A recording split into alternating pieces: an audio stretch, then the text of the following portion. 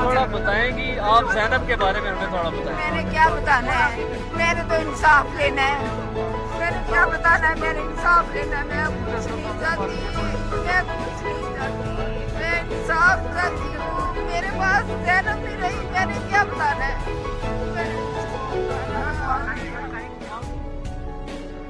और आज से 1 साल पहले यही दिन 9 जनवरी को 2017 को इधर से हम अपनी एक बेटी की लाश लेके दिए हैं और अभी दूसरी की ज़ैनब की इधर से लेने आए हैं। और हमने अपने बच्चे स्कूलों से रिसीव करने हैं, इधर से जिधर से डेथ बॉडियाँ मिलती हैं अस्पतालों से रिसीव नहीं करने हैं। तो हमारी इंतज़ामिया इस काम में मुकम्मल तौर पर फेल हो चुकी है।